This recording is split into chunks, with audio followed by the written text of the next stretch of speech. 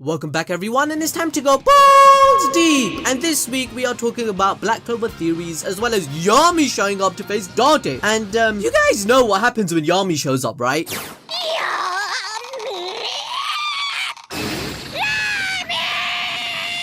This week's chapter of Black Clover has a lot of meat to dig into, and a lot of stuff we predicted came true. Say it with me everyone. Balls deep. Prediction magic is just way too powerful. But hey, who really couldn't see Tabata whip out some ass pull with Grey healing Gosh? Holy look at all this damage! And we're gonna repair it using Flex Shot. Grey and Gore's ship gets some potential as she states that she wishes that he looks at her more and is hoping to gain his acknowledgement. Much like 90% of us watching this goddamn video can relate to this shit. But honestly, I gotta give Yami props for getting off the shitter and helping out his friends. Of course! This is just what we needed. This was the only way for the story to keep progressing well. It would have been so out of character for Yami not to show up and rescue everyone. But we all know Yami is gonna end up like William, or maybe the two wives he wants will be taken away and kidnapped. This is the king of devils we're talking about here. There is no way he's getting stomped right now, and we've got so much to get into, but before we do, let's cue the intro.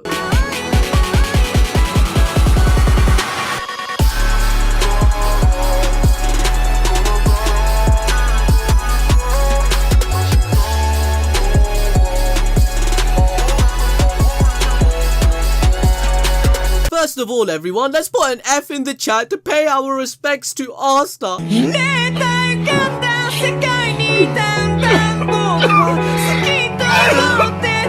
Rest in peace, Asta, bro. We got JoJo Aura to death, fam.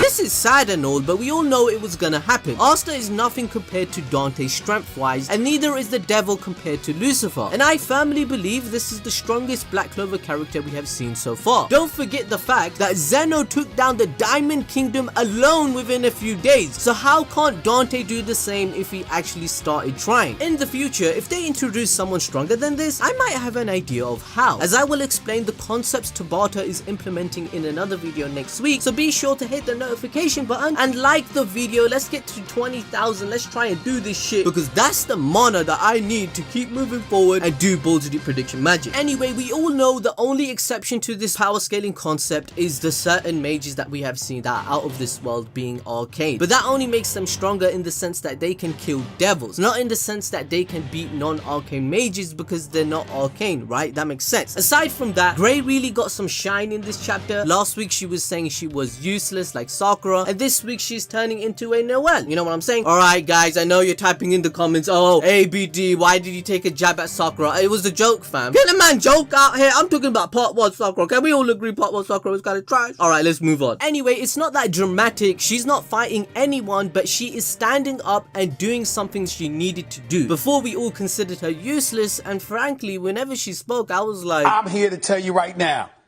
we don't care. But genuinely, I mean it this time. When I read this chapter this week, I think I'm so hyped for Black Clover right now. But even though it's a Cinderella story that's being recycled, I was happy as hell since it was intertwined with Gosh's backstory seamlessly. Now remember, one of the great things about Black Clover and the Black Bulls in general is that it never lets the side characters become irrelevant and useless to the story. They are always used to progress it, right? Everyone gets their time to shine and everyone ends up maturing and developing. Because of this, you know, simple power scaling system that some of you like to call ass pull pulling system, you know what I'm saying? But the system requires the characters to go into emotional turmoil or in a drastic situation to unlock new magic, which we predicted. All Tabata has to do is put each and every one of these characters in a said situation, pull on our heartstrings because we're so invested in the story, and he profits. Grey's backstory gave us some kind of reason to be invested in her character since she opens up about one of her goals for the future, which is related to Gosh. Grey is kind of like Cinderella, except she has it worse. There's no fairy godmother to help her escape from her horrible life. This is cliche, this is unoriginal, but we are all degenerates, so we love it. Want some tea? Give me my tea, bitch!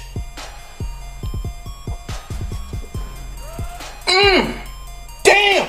That shit good! Gray literally has stepsisters and a stepmother who are awful to her. She has to do all the cleaning and they call her ugly not once, not twice, but 3 times in a single chapter. This resulted in her character being extremely insecure about herself and unconfident in her abilities as a person. In Gray's flashback, it's revealed that she had already met Gorsh before she ever joined the Black Bulls, and he even saved her life. Now, of course, only Marie told him to, but he saved her nonetheless, and he also gave her the advice that she would need to keep on living. I mean, if this girl literally got abused by those men, I'm pretty sure the result would have been this. I am going to commit suicide.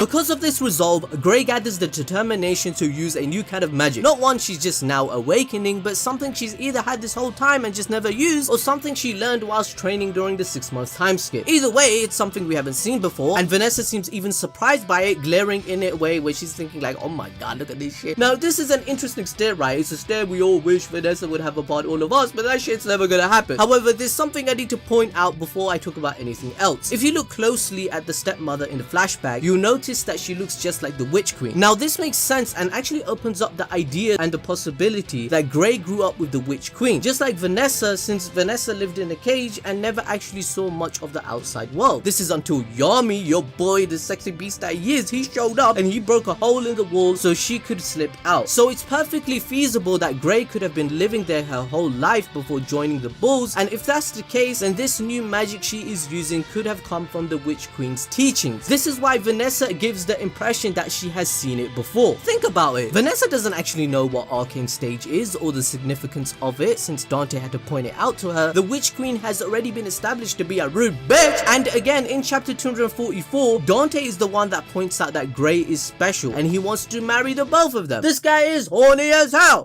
If you think you can graduate from this school without kissing my cock, you are dead wrong. Dante wants all the powerful and valuable magic at his side because Gray doesn't seem like his type at all. Like, her and Vanessa look like total opposites, but he doesn't care. Anything that helps save his life or can make his plan to take over the world come true, it has to be his. Moving forward, Yami shows up and he's like, hey, what the hell are you doing, bro? Get the fuck out here. I need to calm down. Now, one thing I gotta point out is that he is straight up flying. He's never done that before. He doesn't even have a broom. So this man did some heavy training during those 6 months. I also heard the anime is going to show us what happened during the time skip to give the manga and the anime some distance, which is a really smart thing by Tabata, as he said he will be involved to showcase how the characters trained to improve so much. Anyway, as always, we have balls deep prediction theories regarding Black Clover. This week, I will explain a Sister Lily one and a Dante spy theory. So make sure to smash the notification button, as I said earlier, and the like button. Let's get to 20,000, because at the end of the day, I need that mana, fam, and I love you guys. I love that you're joining the Black Clover community on this channel and you're so consistent with it. It's helping me support it, making me get motivated like Asta to keep on going. One theory is that Sister Lily is related to Yuno, either as a cousin or an aunt or even a sister. This is because it seems very convenient that she chose this church to come to and start working, and she stayed all this time despite the fact that she could go to other churches. It's the most outskirt church at the border of the kingdoms that made sense to why Yuno and Asta were left at Hage village in a hurry. However, looking at Sister Lily with an image of Yuno's mother with long dark hair and a birthmark in the exact same spot, which we know is based on genetics, they look just like each other in general. As far as we know, we haven't actually seen Yuno's mother in color of her eyes or hair, but this will either confirm or debunk this theory. Sister Lily was 10 years old when the Zucrates family attacked the Spade Nation, so arguing why she doesn't have a Spade Nation grimoire can be explained by the very fact that grimoire are given to people at 15 years old. She received a 3-leaf grimoire from the Clover Kingdom, much like how Yuno got a 4-leaf or Yami even got his, even though they are not natives. Furthermore, if Lily found out Asta and Yuno were at the church in Hage, she would need an excuse to end up there to make sure that they are raised correctly and were protected. Thus, the explanation we get from the other nun in chapter 42, it makes sense that she trained with her to learn the religion and go to that church. It's not out of question that Lily could be from the Spade Nation but decided to leave as she knew the Zucrates family's intentions, as they forced everyone to worship devils. Sister Lily could have felt the dark energy of such acts, which led her to believe in God more, thus becoming a nun. Now you have to think about what God did they believe in and what is going on with this religion. So there's devils, so that means and points towards the direction that if Tabata wants this to be as long as One Piece, there must be multiple realms for the mythology that he's gathering it from. So therefore there could be angels or a god, because the elves already mentioned that the 10th of Pharaoh were worshipping a god. So that makes me think, oh my god, there must be angels in Black Clover in the future, and I have more evidence for that in another video next week as I stated, but I don't want this video to be so drawn out, so please be patient for the future. Anyway, using big brain syndrome, what if Asta likes Sister Lily so much because he feels a connection to her due to his past? Maybe Lily was the one who brought Asta to the church and then went to train to become a nun so that she can look after him and Yuno until they grow up without anyone suspecting a thing. Another piece of evidence to Sister Lily's greater role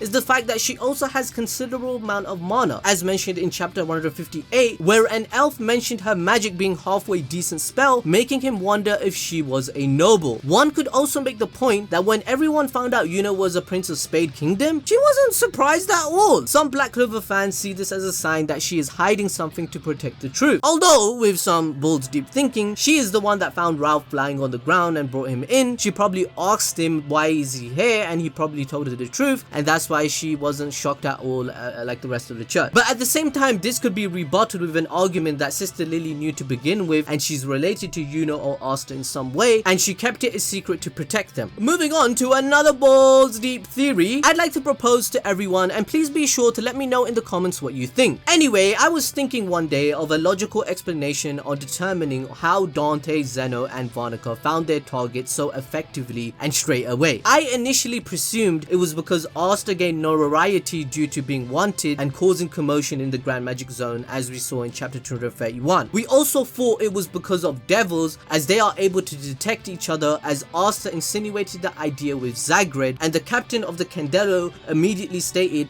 that Asta had a devil residing within him in chapter 232 or so. However, all of these answers don't seem to be the case, as Dante has clearly showcased in chapter 243 that he doesn't know Asta's anti-magic demon, and on top of that, he didn't even know he had it or he was arcane. But somehow, Dante still knew where the Black Bull base was located and Yami's whereabouts of him having this sort of power. Zeno still knew to target William Vengeance for his World Tree magic, and Varnica knows to attack when the Heart Queen is unprepared. This surprise attack was almost perfect to make them get what they want. This led me to the logical conclusion that Dante gained some sort of information from a spy of his nation or the Clover Kingdom itself. This could be Kira the 13th, who is a king who is not righteous at all, who would, sell out information for his own safety, or maybe Damnatio, who believes in supreme justice and only cares about the monarchy staying in power. Think about it. Why is William, Yami, and the other nations specifically being sold out? Well, this is because they are already the hated individuals who are an enemy of the state. Damnatio's literal name, and where Tabata got inspired from, is the Damnatio Memorare. I don't know how to pronounce that, but this term was used to describe a Roman phenomenon in which the government condemned the memory of a person who was seen as a tyrant, traitor, or an enemy of the state. So he could maybe be a traitor, and he sold these guys out. And once again, this will prove my theory from last week that history is repeating itself, and that's what Tabata is trying to show us, that just like how the Spade Nation was betrayed with a spy and how they gathered information, that's what's happened with the Clover Kingdom doing the same thing. In terms of writing, this fits perfectly because Dante believes in Lucifer's ideology that human beings are innately evil, who are selfish, care only about power, and fall into desire. If there is indeed a spy, Dante can use the argument of the Clover Kingdom selling out their own supposed magic knights that deem themselves so high and mighty for trying to protect its citizens. This would prove Dante's ideology to Yami, Asta, or even the others if it comes into thinking that he is actually correct. Humans are indeed evil in their nature and fall into desire. They sold out their own people to retain their own power. This will add even more to the idea that Tabata is building within Black Clover the series, which is regarding the corruption of society that Asta and the Light Triad will eventually have to fix with their revolution. Anyway guys, I will explain Asta and the devil theories in another video, including all of the backstory I found regarding Dante. Be sure to smash that like button, follow me on social media to stay in the know, hit the notification button because I'm definitely gonna do these guys, I promise you, and I'll see you guys next time.